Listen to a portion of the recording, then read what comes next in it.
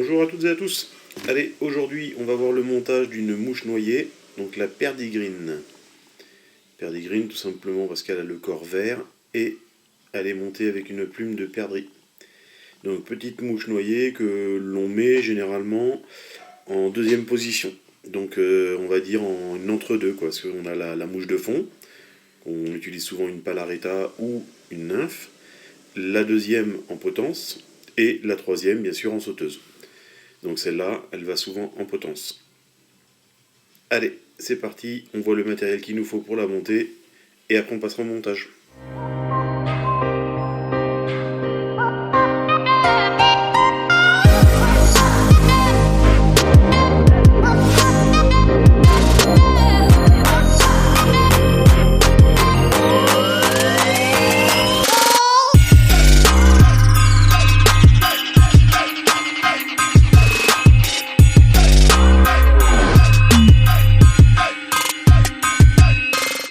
Alors pour monter cette petite perdigrine, il va nous falloir déjà un hameçon soit de 10 ou soit de 12. Là en l'occurrence c'est un 12 standard, tout simplement.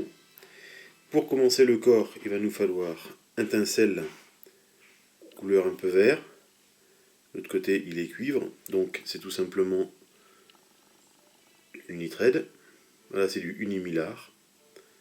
Peacock d'un côté et cuivre de l'autre.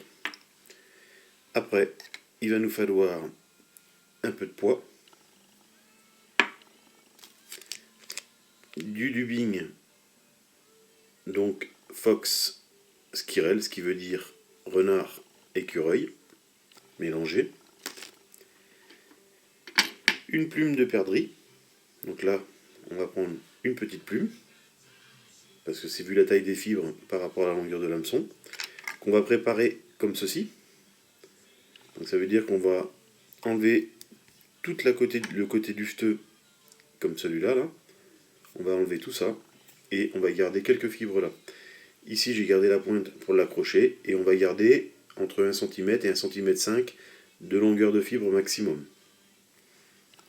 Et bien sûr le tout monté avec du fil noir 8-0 ou 10-0, ça suffit amplement. Une paire de ciseaux, une pince à racles pour tourner notre plume de perdrix, un finisseur de nœud, une goutte de cyanolite, pardon, s'il va nous falloir un peu de cyano aussi, voilà, une goutte de résine UV, le laser et une aiguille pour étaler le tout. Allez go, je vous mets en plan plus proche et on passe au montage. Allez, c'est parti pour le montage. Donc on va prendre notre fil noir, on commence quelques millimètres, 1 ou 2 mm derrière l'œillet, dans le tiers de l'hameçon, et là on emmène notre fil noir, mais on va s'arrêter, vous voyez, largement avant la courbure. Donc vous vous arrêtez, le mieux c'est de s'arrêter à la hauteur de la pointe de l'hameçon, comme ceci. Là on aura pris un morceau de fil de Millar, donc uni, on lui coupe un petit angle pour pouvoir l'attacher, et là on va l'attacher tout simplement la face verte contre l'hameçon et la face cuivre vers vous. Et là on va l'attacher dans sa longueur, comme ceci. Là je ramène mon fil de montage jusqu'au tiers avant, donc ici. Là je vais dresser un petit corps sous-conique, un petit corps conique, excusez-moi, voilà, comme ceci. Là on va prendre notre petite colle cyanolite, on va en mettre une petite goutte,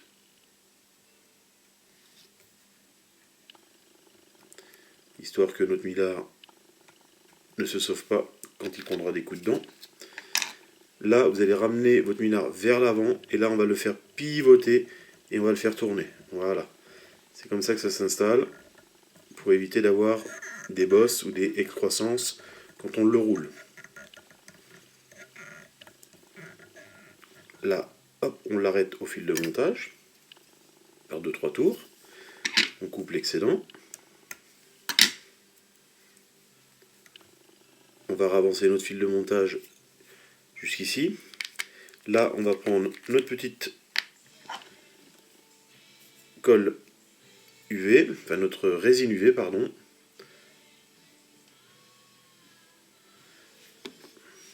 Et là, on va en mettre tout autour pour protéger un peu notre millard et aussi lui offrir une belle surface bien lisse et bien brillante.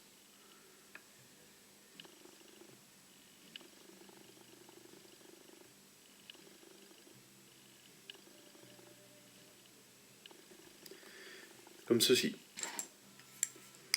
On lui met un coup de laser, on sèche le tout.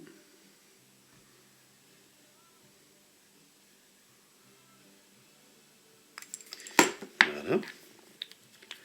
De là, on va ramener notre fil de montage à la base de notre millard.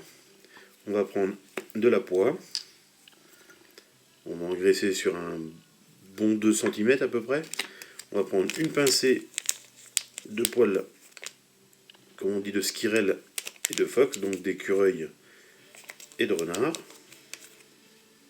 Et une bonne petite touffe.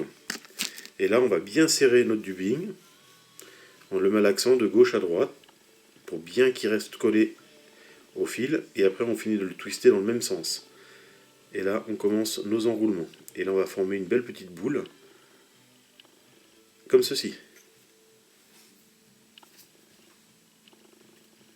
Donc les grandes fibres, c'est pas un souci, vous pouvez les laisser. Là, on va prendre notre petite plume qu'on avait préparée avant. Alors comme vous pouvez voir, voilà, elles ont l'arrondi. Ça, c'est la face intérieure de la plume. Ça, c'est la face extérieure de la plume. Donc là, on va mettre face intérieure vers l'hameçon, sur le côté comme ceci. On va venir bloquer notre petite pointe devant. Là, on va faire 2 tours, 3 tours. Et là, ma pointe, moi, je la rabats vers l'arrière. Et là, je remets un coup de fil de montage dessus, par 2-3 petits tours. Je dégage ma plume de sur la pointe. Je sépare la pointe ici, de ma plume, et je coupe l'excédent.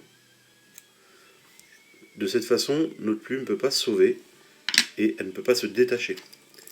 Ici, nous allons prendre, et surtout, c'est quand vous coupez, votre hachis n'est pas devant l'œillet, quand vous coupez la pointe. Là, on prend notre pince à hacle. On va revenir encore un petit coup en arrière. Voilà. Là, on revient à notre fil en avant. Donc, notre pince à hacle. Notre plume, on la tient. Vous voyez, donc la face arrière est ici, face avant là. Et là, on va commencer nos enroulements comme ceci. Et là, on va prendre nos fibres et on va les ramener sur l'arrière. Comme ceci. Et là, on les tient et on recommence. On les ramène sur l'arrière. Ici, pareil. Et là, on va venir prendre notre fil de montage et on va bloquer le restant du rachis de notre plume. Hop. Là, elle s'est cassée toute seule, mais c'est pas grave, elle est bloquée. Donc là, on va rassembler toutes nos fibres vers l'arrière et là, on va dresser notre tête. Donc comme vous avez pu voir, notre rachis est cassé parce que j'ai tiré un petit peu fort dessus. Mais sinon, si ça casse pas, vous bloquez avec le fil. Après, vous coupez l'excédent. Et vous faites comme je viens de faire là. On reprend la base, donc finition de nœud, nos fibres emprisonnées. Et là, on vient couper l'excédent de notre fil. On va prendre le restant de résine UV qui restait sur notre aiguille. Et on va finir la tête, une belle tête bien brillante, pour tenir le tout. Et en même temps, ça nous permet de tenir notre montage.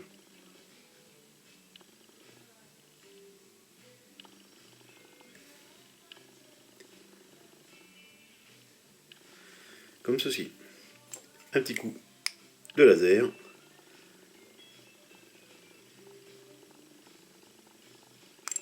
Et voici notre petite perdigrine. Donc notre petite mouche noyée intermédiaire.